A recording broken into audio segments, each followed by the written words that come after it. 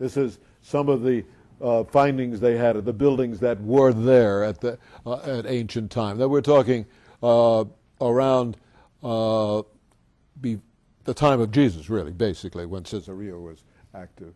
This is fascinating. This is part of what we were just looking at a moment ago, and we were walking out there in Caesarea. This stone on the right, with next picture, is, and Pam can read this. I can't ever read this thing. It's actually, the stone is one of the few things they found that actually has Pontius Pilate's name on it. And it just talks about him. The content of the inscription and the use of the Latin language hint at the level of Romanization throughout the province, and in Caesarea at the beginning of the 1st century A.D. The 1st century A.D. now, time of Jesus. And to mention Pontius Pilate, there weren't any writings, that had that on it in actually script, and here was a piece, and with their digging and archaeological work, they found it. This is a part of the piers going out, and the boats would come in. And if you look carefully, of course, it's hard for you to see, harder probably for me, it's a little fuzzy here, but there's people fishing here, there's people wading in the water, and of course what they have is a regatta of boats out there. Okay. Now, this is looking out to the water that moment ago. Now we're looking back behind us, and this is of all things, a hippodrome. They had along the area of the water a racing place where horses would race. They would put their chariots together and race in here. And those are the seats up there. We'll see some more pictures. Those are the seats up there for the people to sit in as they watch the races. As you walk along here, if you turn to your left, that would be the Mediterranean. To the right now is this hippodrome racing area, and back over there are bathhouses, other places to stay, and we'll see some more of that. Here actually is a picture of a drawing of what it looked like. It's astounding. I mean, look at what this looks like, and you can see the horses racing here in the foreground, and that's the shape of the building behind, and the people would sit there. Here's a piece on the hippodrome. In other words, the races began on your right, ran down to the end, turned around just like a racetrack, and come back over again. There's some of the bathhouses. There they are, pictured here. Very elaborate. Some more of those. And another picture of the bathhouse where it's located in relationship to the hippodrome. Okay? If you can make it out, on the left here in the foreground, or in the middle there, is really a chariot and in metal horses.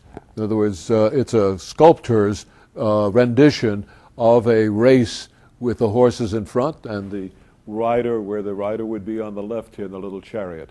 And that would run down there, run back. You'll see it off to our right here. These are the buildings in which they would stay, would house the horses, house the people, the bathhouses, and so forth. But the races would take place there, right along the edge of the water. Amazing location for it. Okay. Now, in these bathhouses, when you go in, and it's still this way, it's amazing how long these things have lasted, are these mosaics. These are mosaics on the floor. These were elaborate places. These were not, as they look today, rough-hewn, but really perfectly done in artistic ways. This is the floor of one of the places. Here's another one. What our tour guide did was to take a cup of water and throw it on the stone. And you can see this dark part here on the left. The water has spread out over this mosaic and then shows the mosaic. It comes up as water does. It makes it seem more vivid. And that's what they did. If you were to cover that with all water, it would be the same thing. That up there on the right is simply a viewing place to get you out of the sun. But these are some of the excavations that are still taking place. They've been working on this for years and years and years. These are some of the things they uncovered. And this simply is a drawing of what you'll see next on a receptacle or esophagus for people to bury their bones in. And here it is with the face up there. In the back is a little shop that they built from the local stones.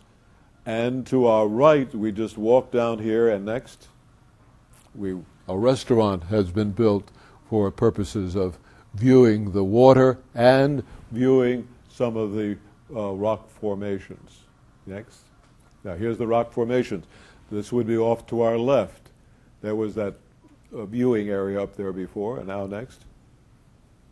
And of all things, there's a couple who had just gotten married. It seemed to be a spot for people to come and have a picture taken so they could see themselves in those ruins. Well, we travel now from Caesarea right along the coast of Israel, going north, and we come to Haifa. But this is Haifa, off in the distance, the city, and there we're at the Baha'i, which you well know, the Baha'i temple, and what you do is you begin the walk through the Baha'i temple from above. There's places like this, Baha'i temples, around the world, really, and some of the most prominent ones, and this one certainly, where Bab, who is the beginner or the creator of this religious teaching about the oneness of God, all religions to blend together and so forth, but of course still has their own doctrines and teachings. But this is the grounds, and you contrast unbelievably with the city of Haifa itself, which is gray and dark. Recently, by the way, there were tremendous fires in Haifa, if any of you read the papers regularly, and they had to call in a number of nations, actually, to help them put the fires out. Okay, we're going to walk down. This is the resting place of their leader. That night, we stayed in a small colony hotel. What do they call it? A boutique hotel. And it was in the German colony in Haifa. Different groups settled Haifa. One of them was Jewish Germans, and this is the German community in Haifa. And they built this hotel a long time ago. It's fixed up, very nice, small rooms, contrasted tremendously with the other hotels we stayed in. But it was on the main street, and at night we looked back at the Baha'i temple on the hill. You see the lights going up the hill there. It's not as clear a picture we'd like, but this is the main street going through Haifa. In back of us is towards the water. It's a huge port. The British made it a big port. When they had control of that area, they built a port there. It was not that way all along. This is the outside of the place. What was most interesting in that Haifa hotel was that we gathered with members of the Baha'i, the Muslim faith, the Israeli faith, Christian faith, Orthodox, and we heard a discussion on their part about the relationship they had with one another in the city of Haifa in sharing their faith and living together.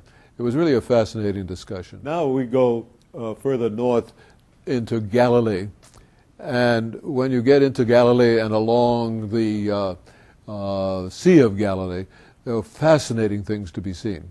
This is further north, and this is a museum that was built since 1986, when in 86 they found in the waters of the Sea of Galilee the remains of a boat or a ship.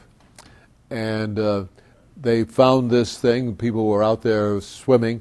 The waters of the Galilee had receded because they're taking so much water away for irrigation purposes, and there wasn't a lot of rainfall that year. And some people were in swimming or fishing, and they bumped into something in the water, and it turned out to be a boat.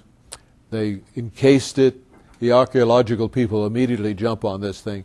They take charge. They encased it, brought it to shore, And this is an outline of what the boat looked like and the kind of wood that was used. Okay?